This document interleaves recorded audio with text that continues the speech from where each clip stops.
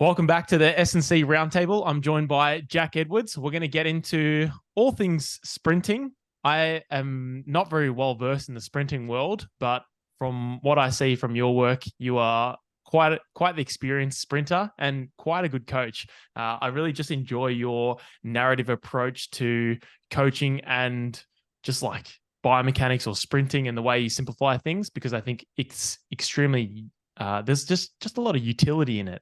And we kind of I recently watched which I recommend all our listeners do, is check out Jack's COVID presentation. It was done during COVID, wasn't it? Simplifying sprinting. Yeah, it's not on COVID itself, it's on sprinting. So Yeah, that'd be yeah, good. yeah, But yeah. yeah, All right, my man. so- Here we go. yeah. Yeah, no, it was something like at the time I was maybe a year into a coaching with Dr. Mike and Louis. And we're just like, hey, let's generate a little bit of buzz about us coaching together. So we put together a webinar called Simplifying Sprinting. Um, Most of the attendees were just our athletes, but we had some people from the AFL, NRL, and stuff like that come watch, which was awesome. And we've got another webinar called Understanding Acceleration as well, which is up on that YouTube page. And yeah, they're just both kind of like covering the basics. If you really have no understanding as to what sprinting is all about, like what are you trying to look for in good running?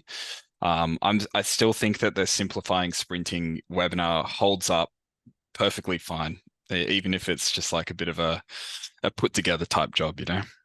Well, I don't really think that the like production value needs to be Mm, at a high level for people to understand the concepts. It needs, if anything, with really complicated things like how in depth you can go with certain, like the mm. nuance of sprinting or nuance of biomechanics, you can get really lost in certain things, and it probably just detracts from the presentation itself. I'm thinking about other people, the way they produce things. Yeah, look, maybe that's why we should make it all black and white. I'm going to start making all of my posts in black and white after you made a nice comment on my Instagram page yesterday, just because, yeah, because that's kind of what think my own strength is as a speed coach, both on, with an online presence and also just with my athletes, because there's so many moving pieces in sprinting. There's so many considerations. It's sort of like this never-ending biomechanical puzzle that there's always something to look for. That it can sometimes be quite difficult to know where to start and to truly understand, I guess, what are like the big rocks which will underpin a lot, cascading changes in good running. So yeah, I know what you mean. It's that, and that's I guess my style. I guess is just trying to keep it simple, ensure that we're just focusing on what needs to be focused on. But there's also a fair bit of complexity behind like all the experience that you have. So there's a lot of things that underpin that. So where do you bring in some of the nuance, or do you just reserve that for like last resort, or there's obviously nuance to that simplicity, if that even Yeah, makes sense.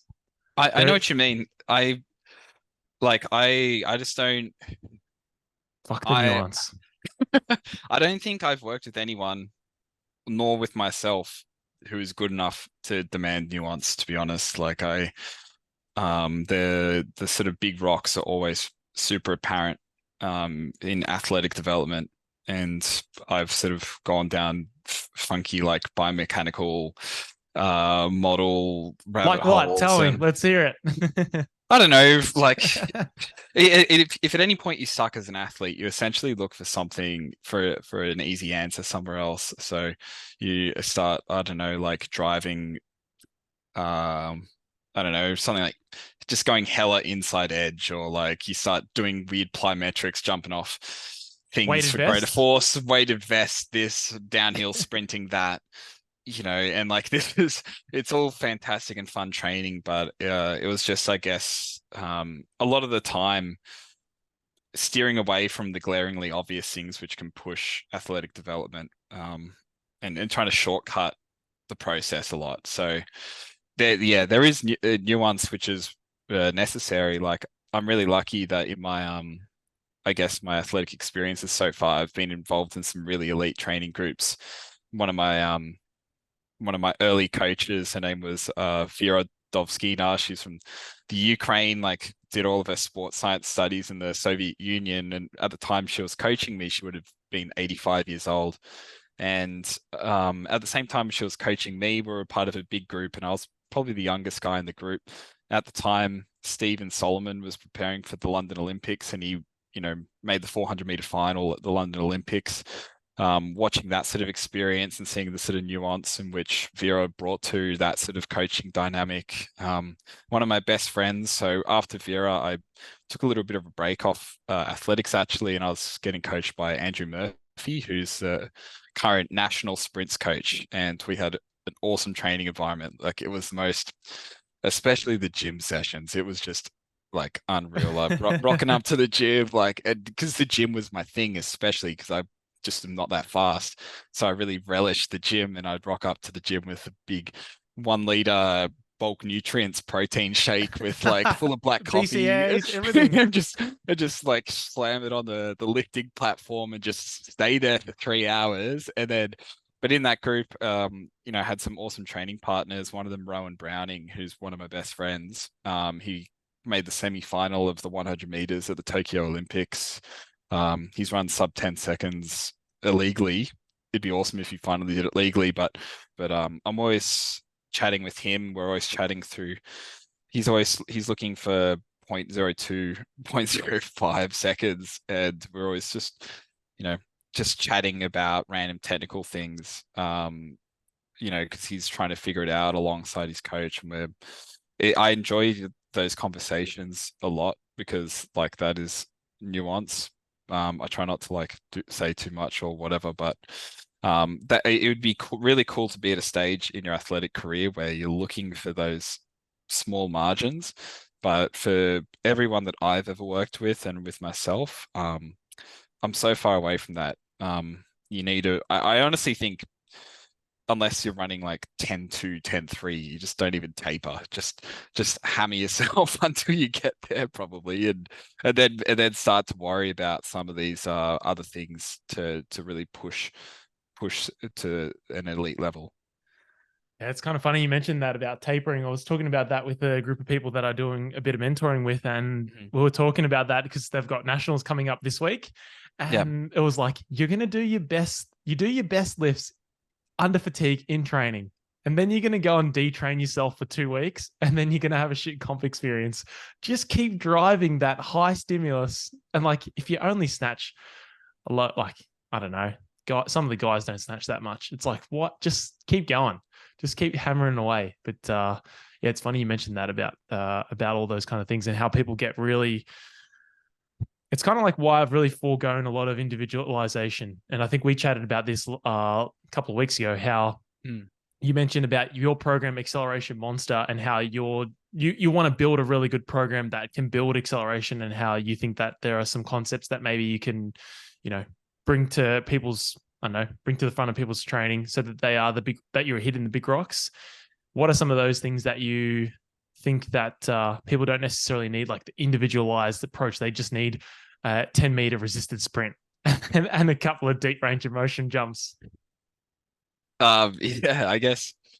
Well, I think for acceleration specifically, I think that unless you have this sort of like natural athletic ability, and I don't really know what causes that. It could just be genetics. It could be something that they did early in their youth and their brain has just clicked and nailed some technical model or something like that. But unless you have that, I do value just being extremely strong and powerful, even within a gym environment. So you need to be extremely strong to overcome inertia, get the ball rolling well.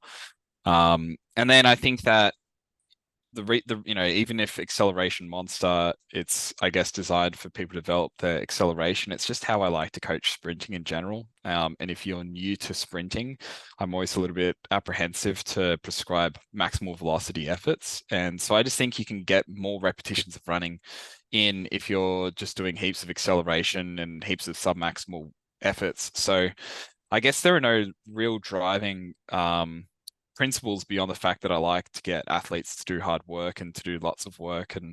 And so if you have a framework which can facilitate that in a manner which is safe, like doing the little or do it in a matter of which you can kind of build a base. My base for athletic, for sprinting, regardless of the stage of which you're talking about, acceleration, speed endurance, whatever it may be.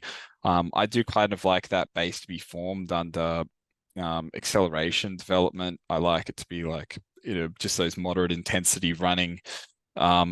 Because I found that like just the extremely high velocity stuff regularly, week after week after week, you do plateau or you're just underprepared for it. So I guess that's sort of the driving principle of Acceleration Monster. It's just like creating a framework so people can actually sprint, and they can sprint for hopefully months and months on end, and to sort of earn again. Sorry, what is it? So whenever someone does these like air quotation marks, I do that a lot. Like I think that's covering your ass. Yeah, no, you're covering your ass now, Jack. 100%. If you tell your hamstring, it's not my fault, but because I'm trying to evade it. But to sort of earn high velocity. Far, hold on. So far we have build the base, earn. What else do we have? I don't know, but yeah, it's just to provide a framework so people can hopefully sprint at max speeds on a semi-regular basis, to just become a bit of a beast, to be honest, because I think acceleration does that. So how much max velocity work do you think that people need? Like, do you value that? You still value that in the program? Massively. You just think it's in the background where, or in latest phases of the prep, especially if someone's just first coming to sprinting, because you have a good lens of like viewing things through like, this is a highly stimulating task. And if it's like max velocity is the highest stimulating thing someone can do, then there's probably going to need to be a lot of groundwork. Yeah, so you got to be prepared for it. Yeah. Look, I think it's extremely important. And like, I guess, even if, so my job as a track coach is preparing people for competition. So it's not really like just flippantly providing programs and saying, take this and get faster. Like, I have to consider a calendar to work towards. So at the, within I guess GPP phase and stuff, we're doing speed, but they're not in spikes. We're trying to get enough repetitions in to sort of create like a technical change to develop general fitness and sort of push some other qualities. Right now, our training group is in sort of specific preparatory phase now. So we're out of the general stuff. And I think like exposures to max velocity sprinting is extremely specific to being a 100-meter, 200-meter athlete. Yeah. They're doing that 2 out of every 3 weeks. And then as we get into competition, when they're competing, they're going to get it. If we've got a little break in competition, maybe we've got a fortnight between comps, then we might chuck a little bit of a max V session in the middle. But I don't really want to sort of create a sprinting program, which if the answer to get faster is just to go and leg it 100% max V every week, then it would be very easy. But I've sort of tried that and it just didn't really turn out the way that I wanted it. People get fried, people plateau. You can't get like enough work in, whatever that is, because you can only do so much. Like, what is 360s, 360-meter sprints going to do? 460-meter sprints going to do to your body if you do that like 30 or 40 weeks of the year or something like that. I mean, that's hyperbolic, but a bit of context, I guess. Yeah. Yes, that is it's quite interesting. I think with lifting it's a little bit different because we kind of try and keep some kind of heavy exposure in, but you can do that with in any context, because if you view it more as like this is a neural stimulus, again, quotation marks, but like you can drive a ton of stimulus on a bench press and keep someone ticking away in a more general phase. It doesn't just have to be the event or the specific task. So my general phases will be I pretty much run a general template until if they're not a very good lifter, I'll pretty much just keep the general phase ticking along just I'll run that template until the competition pretty much. I don't even feel like there's a need to change it, especially if it's still working. And potentially like the last 6 weeks or 4 weeks might just have a bit more that end of the week session. Like you say, you have your Saturdays where you might do your more intense running, or however people structure it, doesn't really matter. But that might be their comp specific event or comp session where they have a bit of a hit out. But yeah, I feel like if you can design a really good general program and you have people run that for majority of the year, I feel like that's something that people struggle to create, or like a really good general template of training. Like you said, you mentioned last time, like building a beast, but you can't shortcut it. So do you see in sprinting how maybe perhaps either people go the hyper specific route, or after comp, do they swing back to just be like, cool, now we're going to do 10 250s, and they just do a fucking ton of volume and they pull back all the velocity and acceleration work to build the base or build the capacity when they end up just doing running?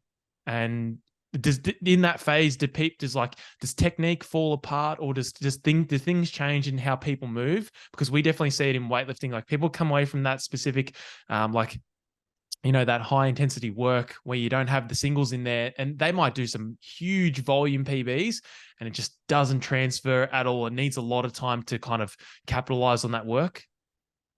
Yeah. Like people do that. Totally. I'm kind of in a bit of a silo where I coach, right? Like we're pretty much the only sprint squad out there. So I'm kind of like protected from the BS. But if I was to, I don't know. Yeah, people still do that. Because you prescribe to more of like a vertical integration model where we kind of have like, no quality essentially leaves the program, but you want to try and emphasize a lot of these things. Yeah. And the way the way we sort of organize the program is that we just sort of have clearly defined themes for the track and the gym sessions. What are we trying to accomplish? What qualities are we looking to pursue? So at all times of the year, there'll be acceleration. At all times of the year, there'll be speed. At all times of the year, there'll be some form of sort of speed, endurance. There'll be strength. There'll be power. But the way that looks at different times of the year is extremely different. So, for example, speed endurance, and the definition of speed endurance is contentious. Some people would say, like, I think proper speed endurance is getting 95 plus maximum velocity and being able to maintain it. So it might only be repetitions between 80 and 120 meters or something like that, right? But we'll just do sort of less intense versions of that, do a little bit more running, maybe over 150, 200 meters or something like that. Speed, instead of spikes on, we're just in the flats, in the runners, 40, 50 meters, but just sleds instead of in the blocks and spikes and stuff like that in early stages of preparation. So that's sort of how I do it. So we can, it's quite as you said, modular. You're just kind of subbing things in and out, and it kind of flows a lot easier. It doesn't mean you're not really rewriting anything. It's just a subtle shift. Absolutely. And I kind of want to build an inventory of workouts, which I can then pull from in the future. So even if we're going into a competitive phase, for example, and we've got like competitions on the Saturdays, what are we going to do during the week? I guess we have to recover, but we're still not good enough to like, it might not be enough time to do more specific stuff in between, because it's just the demands are extremely high and it's very damaging. So can we just like take something from the past, do some sleds or something like that in the middle of the week? Because it won't knock us down, chop our readiness down for competition. But we've gone through that in the past, and the body understands it, and it won't beat us up. So I kind of want to just create like a bank of workouts which our athletes are familiar with, and they can be drawn from at different times of the year. And I'm hoping by the competition phase that like we've just done heaps of different things, been able to adapt to heaps of different things. But yeah, look, again, yeah, it is seemingly modular. You love that word. Prof modular. Yeah, I don't know why. I think I'm on a bit of a Mladen Janovic arc. I've been on Mladen Janovic arc for about 3 years now, but he's still going strong. He's But a beast. he is. It's just a cool way of framing it. I think it's I just like saying things the same way as everyone else, but using a different word because it just I don't know if that's Variety. is that a personality trait? I don't know. I totally get it. Yeah, you kind of like pierce the air with a fresh word, and it's just like damn. But yeah, yeah. That's sort of, I guess, vertical integration. I guess would be. I don't know. I don't really get too tied up in all that stuff, right? Because I guess you could almost say that I've got some elements of like block periodization in there as well, where it's like we've got heaps of strength stuff at the middle, and then we go to a little bit of power, and it's but it works though. but it's going fine, and I don't really I don't really I don't really tie myself to like to labels and stuff like that. I guess you could like sort of retrospectively rationalize it or label it something, but I'm sort of happy with how things are going for the time being and where my head's at with this programming and stuff. Yeah. No, that's awesome. That's good. I think that's a good lesson for everyone to kind of like. I think a lot of people. It sounds cliche, but like a lot of people are quite married or fixed on certain concepts. So it's good to just kind of have your own spin on it. I like it. I forget who said it, but we always say that a coach is more likely to change their religion than their philosophy on coaching. And like and people just get so G'd up about it.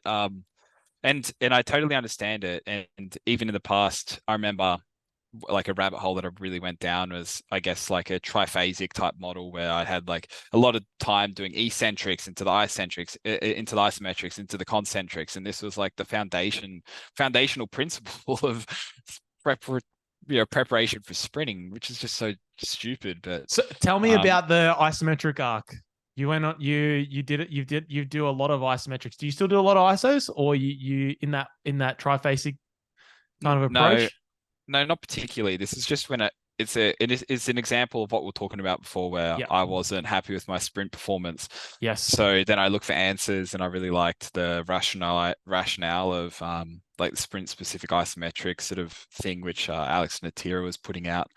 And they're like perfectly fine exercises, but I just took it to another level where like I would do 8 weeks straight of super maximal calf eccentrics, something like that, or that I was doing like all the overcoming isometric pushes and all this stuff. And just getting weaker. Yeah. Oh, okay. Yeah, I guess so. But like weakness was not my weakness, so it didn't really matter. But yeah, it's like now I don't do a whole lot of ISOs myself. I do a little bit with my athletes but even, I don't know, just a side note, I'm just not as like tied up into like contraction specificity in a strength and conditioning context. Like I don't really care for it. I don't know. I just kind of like bodybuilding stuff, to be honest, right now. Well, if you've got like the skill work and then we just need to build some tissue. So is that kind of your lens? Yeah, I would say so. Like train like an athlete, right? What does that mean? Your favorite, my favorite term. Oh, fucking hell. I got triggered then. And like I kind of just like the idea, as you said, practicing the skill, practicing the sport, and most importantly, competing against other people who are probably just randoms outside of your training environment. And then, like there are awesome principles found in bodybuilding training, which is just awesome for the tissues. There are awesome principles in powerlifting, which just get you stronger. There are some fantastic methods in weightlifting training, which gets you more powerful. And you don't have to use these exact programs used by Arnold, Pyrrhus Dimas, and freaking Hafthor Bjornsson. I don't know, but like you could sort of take a little bit from those 3 disciplines and probably have a decent strength and conditioning program. Yeah, and training like an athlete. It's crazy. Yeah, training like an actual athlete, not not like some. I can't even think of their names. I've blocked too many of them. But they're all fucking You memes. try you try to send them to me, and Yeah, they're you said pre-blocked. I sent you one of them, and you were like, "I can't see the post." I was like, "My man, he's already beaten the game. He's clocked the game already." So something that I want to get into is so some revelations for 2023, and I read end of financial year concepts that Mm. from Metamorphosis Track Project. So I Matt Watson asked me this question, and someone asked him at a seminar. Oh fuck! Now we're going like hole in a hole. It was like, This is what are like some an of the? Inception thing. It Like is I'm a looking fucking inception. at. So he Yeah. just asked. Someone asked him at a seminar, like, what are some of the things you've changed your mind on, which Mm. recently or whatever. And I just said, like, I value the foot a lot more, or like I understand the foot a lot better, or like what the foot does and how the nuance of like my right knee hurts. And I'm like, cool, but your left knee's done the same amount of work. Let's just like the foot is something that I look at, or like I understand the foot a little bit better. But anyway, that was like my kind of like light bulb moment for this year. But yeah, let's get into some things that you've been thinking about the last 6 months, 12 months that have because I know, are you just going to Yeah. lean harder into simplification? You're just going to be like, just fucking do Become this, more guys. stupid. Just do front side only. Yeah, yeah, exactly. Ah, man. So Can you do you why? reckon you can distill it a little bit more? The message? Fuck, probably. Who knows? Yeah. Go on, go on. What further abstract metaphors and pop culture references could I make? No, I don't. Um, I mean, I guess there's a reason why I write those things, and as opposed to it's so much easier for me than to like just talk about it off the cuff. So I'll do my best here, but um, look, I think that as a coach, my the thing that I really want to do is just to prescribe like hard training, which and to continue to like I think that something which I've always really been frustrated with over the last 3 to 4 years is I think that I feel like I've always got something left on the table for psychological development, which is something which I didn't really value as a coach at its origins, because my assumption as a coach is that if you're doing athletics, you are going to be like me. You're going to you live and breathe. You love this. You enjoy challenges. You want to find hard stuff and overcome it. But I don't think this is a reality, because it's just the way it is. For many reasons, right? So, um, whatever the training is for the day, I want it to be like quite tough and to have no soft training. No Um, fluff. yeah, yeah, 100%. But actually, I've come around on fluff a little bit, to be honest. So, like, because sometimes if you go all hard, then you can't do enough. Um, So you're talking about like creating this high low as such, or like you want to have higher hard days and maybe like the lighter days that are going to have a bit of fluff and mm. they might be just easy shit that they can get So through. yeah, I guess so. If you're looking at a high-low model, I guess that's based through the lens of like neuromuscular fatigue and output, right? So but I don't really, yeah, the high day can still be like just a big day of moderate intensity, but that's quite hard. So it's been really fun this year prescribing, I guess, a bit more work, even if it is a little less specific, a little less neurologically demanding, but it's making it's sort of creating a lot of self-efficacy with the athletes that I'm working with, and their sort of like belief and being able to overcome obstacles, I think will pay dividends going into competition season. I could be talking out of my ass. It's just a projection. So yeah, I think prescribing hard training is kind of got to be like a core tenet for me anyway. And this is applicable, I guess, whether it's something is like sort of really neurologically demanding, or if it's in a rehabilitative context, or it's just whatever. Like it's got to be hard. They've got to sort of level, continuously be exposed to like psychological, physical stress to become more of a beast. So that's something which I've been thinking a lot about and trying to implement. Um, what else? Is there is Um, there is there like a limit to which that becomes like okay, this is just a little bit too hard. Let's just pull it back. Or are there some like Yeah, of parameters that course. what are the parameters that live inside that core tenet of things need to be hard?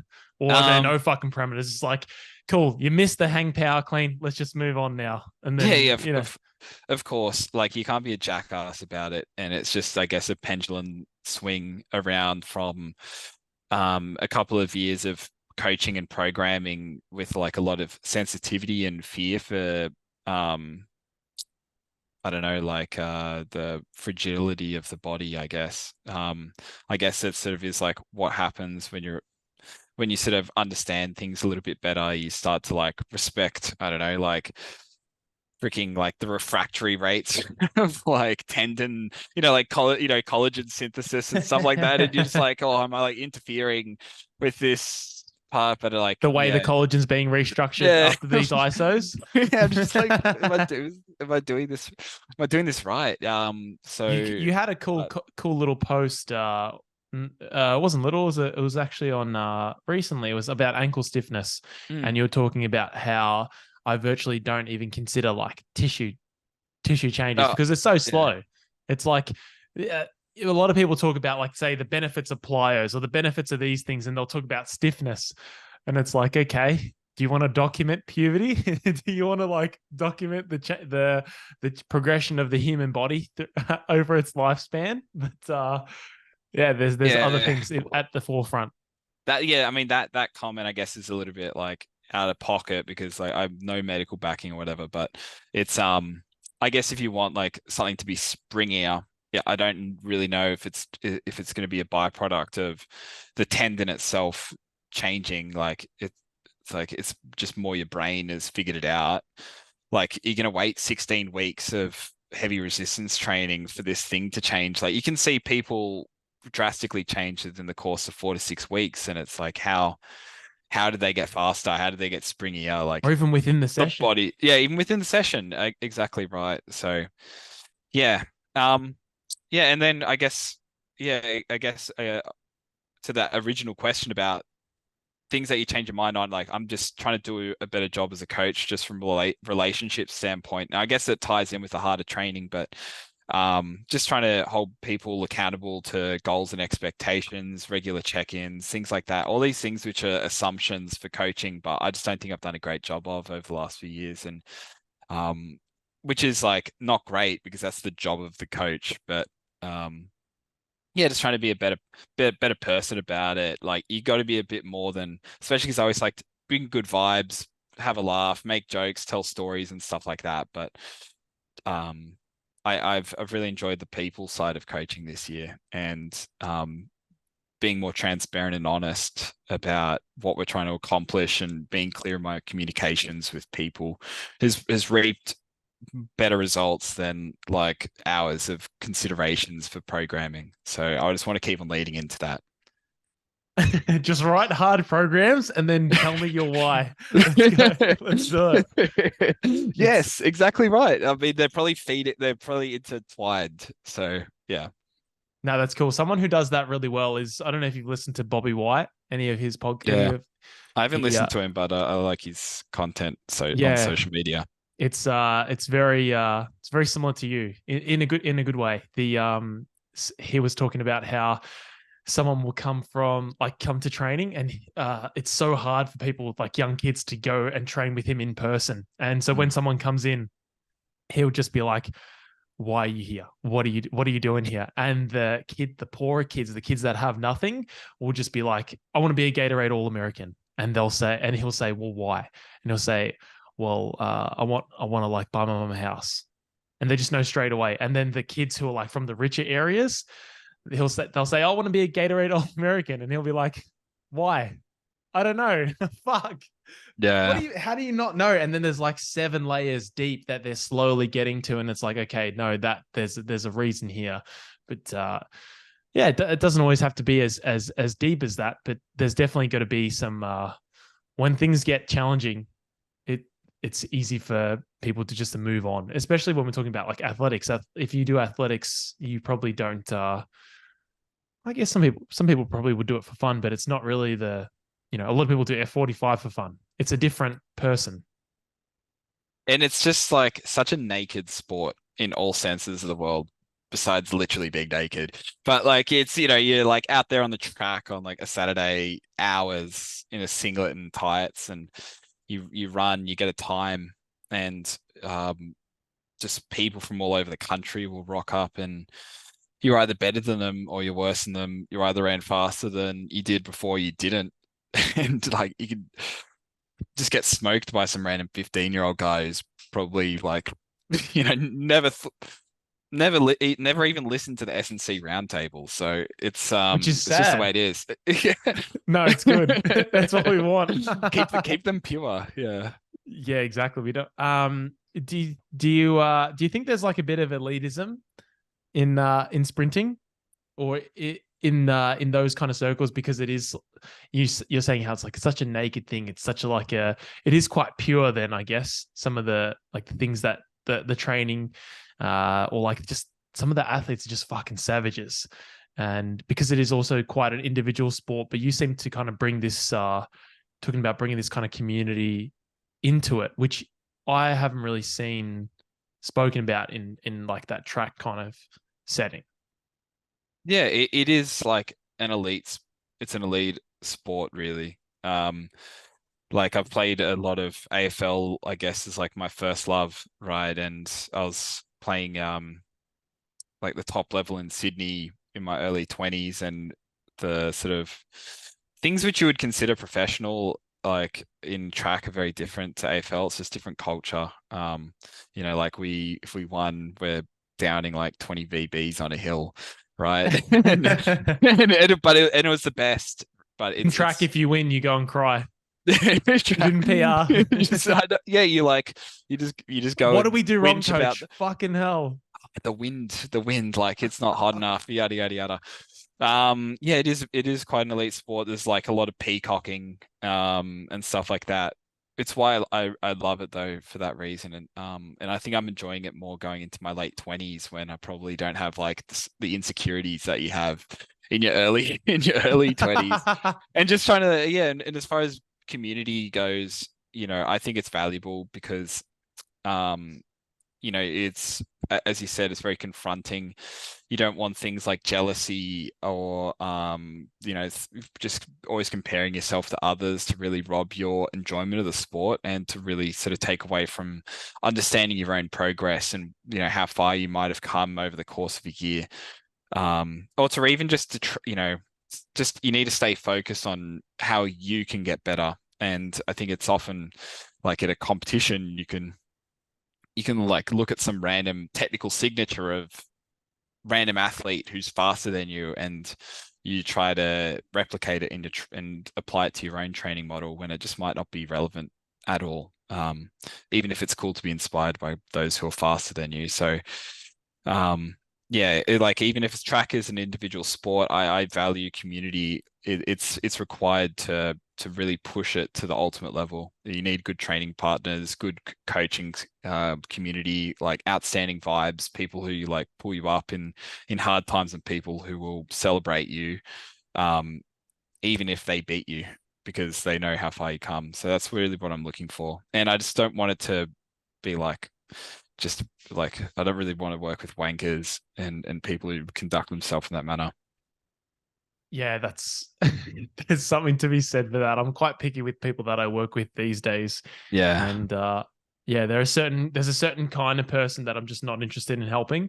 Not a specific person, just a certain type.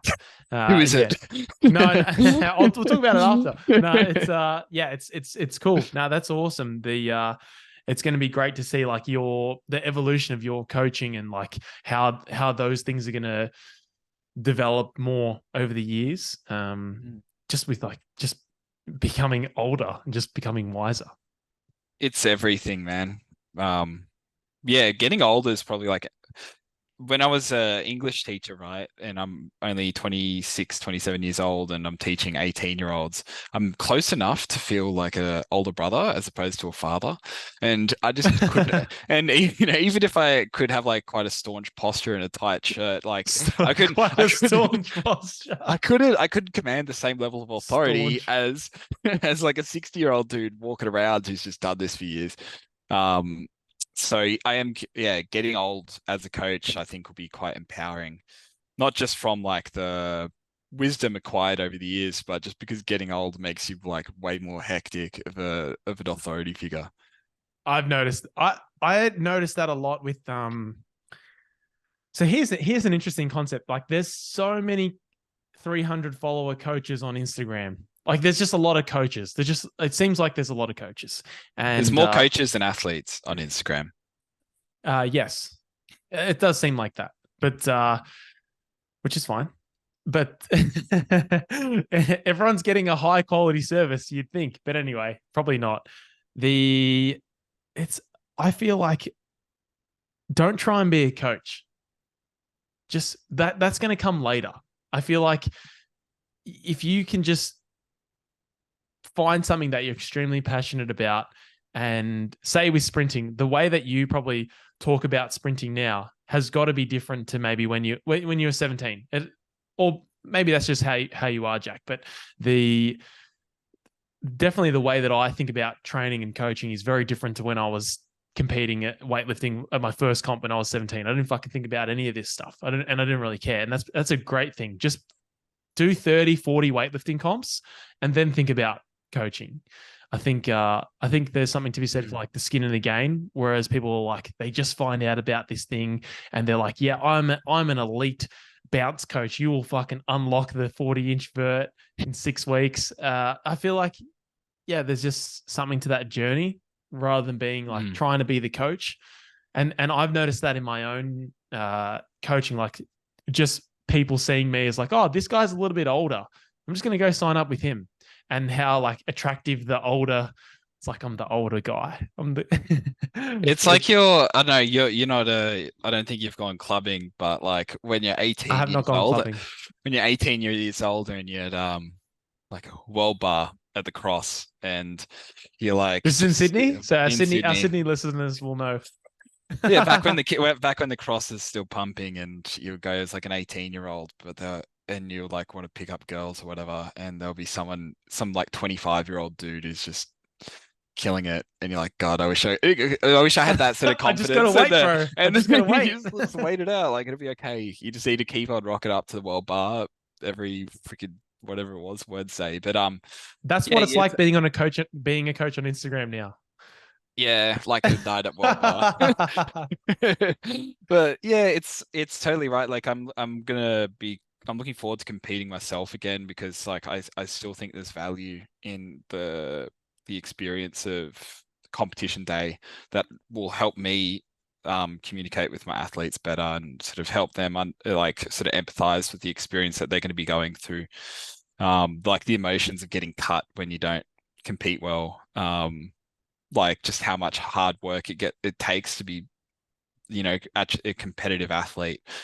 So I totally agree. I mean, in saying that, I've always been, I guess, always been obsessed about like biomechanics and technique and stuff because my first track event was the 110-meter hurdles, and so I actually, I wasn't very fast growing up. I was fast enough to like represent school sometimes, but the in men's hurdles, every second year the hurdle height increased and the distance went out. So it went from, for example, 90 meters to 100-meter hurdles to 110-meter hurdles. And because I wasn't very fast or powerful, every second year I sucked and I would come, fourth or fifth in the state or whatever, which in sprint hurdles is not great because not many people do the sprint hurdles. It's not like coming fifth in the state in the 100 meters. And then every second year I'd bounce back. It would take me a year to acclimatize to To the the new new height. environment. And I won some nationals in those second years because it would take me a bit, and I would always have to rely on my technique over the hurdles. I would run, for example, I went to the Youth Commonwealth Games, which was in the Isle of Man, and I came third at that event. I came third with a PB of a 100 meters at 11:2, and the guy who won it, he ran 10:5, and some guys who I beat had run 10:7s, 10:8s. But it was just like a technical proficiency in something extremely specialized, like the 110-meter hurdles, and also because it was on the Isle of Man, the conditions were like insane hurricane wind type I was going to things. say, So was it this, windy and raining? yeah, this South African guy should have beaten me, but he fell over because there was too much wind. Oh, I love this. And then a Scottish guy also fell over, and I think a Singaporean guy almost crashed out. So it was almost just like a bronze What did medal you by do, default. Stephen Bradbury? I What did a was it? What's Stephen Bradbury. Yeah. Jesus Christ? No, That's what that's that's what the sprint hurdles is like though, which is why I was attracted to it until they got too high, and I didn't keep growing. Yeah. so. After that, do they have him? How many more? How much more do they ascend? They continue to get to 106.7 centimeters tall. And at an under 18s level, they're at like 91. Yeah. So like another 15 or so centimeters, which doesn't sound like much, but when you have 10 of them and you have to like go over them in a more horizontal manner, it's not a box jump. It skids. Yeah. That's It's cool. crazy. Yeah. Yeah, that's like a whole new world. Do you coach any hurdlers?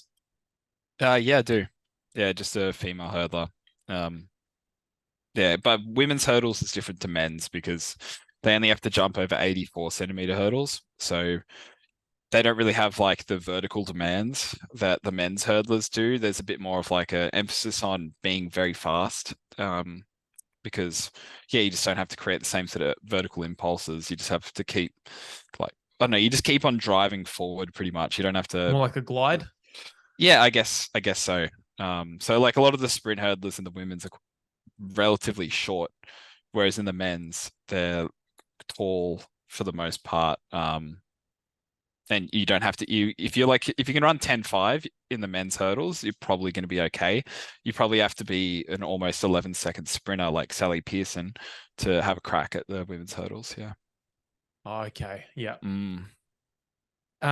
Talk to me about the plans for Metamorphosis Track Project Instagram. What are some of the things that you are working on each week? I know you have a full-time job, so that probably if anything helps you because you just are like anti-fragile to Instagram. You just like don't give a fuck. You just post black and white pictures of your violently contracting ass, and and that's about it. And do describe physical preparation in terms of avatar. Sprint profiling and stuff. It'll probably be yeah, it'll probably be more of that. I guess you're right. It is nice having a full-time job alongside it because when I didn't have it, it put so much stress on trying to make coaching a primary source of income that I ended up just not liking it. So I'll continue to have the Metamorphosis Track Project as a fun place to be. A lot of variety. I don't really know what's to come, but with between over the last fortnight, Track Speed Development, which is Metamorphosis Track Project is me. Track Speed Development is our company. We've got a website made. We'll be selling some shit. At the moment, there's one product on the Track Speed Development website. It's a $1 gym program, and the front cover is me and one of my other athletes just shirtless flexing. So you can, but It's $1. it's $1. Yeah, Love just that. to test the shop front. But yeah, I've actually enjoyed making some more technical posts recently, whether it is just outlining the demands of acceleration or doing that little thing on ankle stiffness and stuff like that. So I'll try to drip feed some of my knowledge and understanding for nuance, I guess, in my simplified manner. I do try to I want to try and give a better insight into what a day of training or what training with me might look like, because I think that what we can offer at Track Speed Development is just beyond anything that can be offered for speed development in Australia. We have the track and the gym on the same location.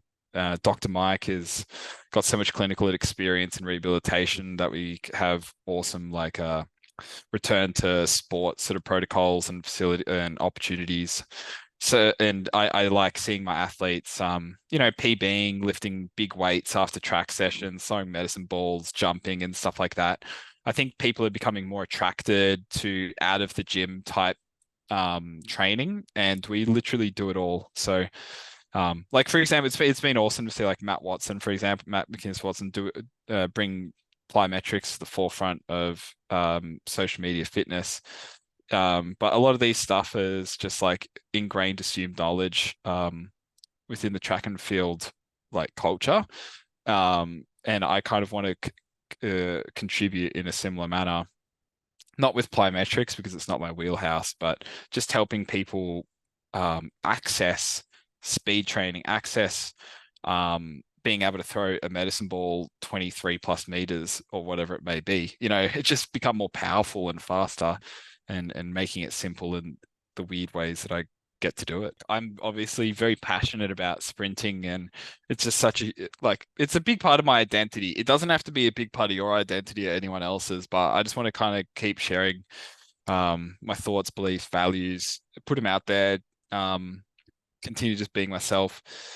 If it kicks off, it kicks off. If not, I've got a full-time gig, a beautiful girlfriend who bought an apartment at the start of the year, so life's good. That's the thing. Anti-fragile. We got clients, man. We got clients. We don't need you. If you want to jump on, you can buy Acceleration Monster. I would love for people to buy it. I know a couple of the Metamorphosis Track Project OGs will do that. But whether or not it sort of makes it out of my little bubble, who the fuck knows? But here we are. Very good. Where can people find you apart from obviously on Instagram? You've got a website. You've got some blogs up there. Yeah. You can find me on Instagram at Metamorphosis Track Project. I'm sorry for the mouthful. On that, you can look at my link tree. There's all of my blogs, webinars that have been uploaded and things of that nature. Just keep an eye out over the coming weeks where I'll share the website where you can buy some programs. We've got some really cool things in the pipeline. But if you've made it this far, thanks for listening to me. Brandon, thanks again for having me. I really appreciate it. I'm more jazzed the second time than I am the first time, and I was really jazzed the first time. So. Nah, epic.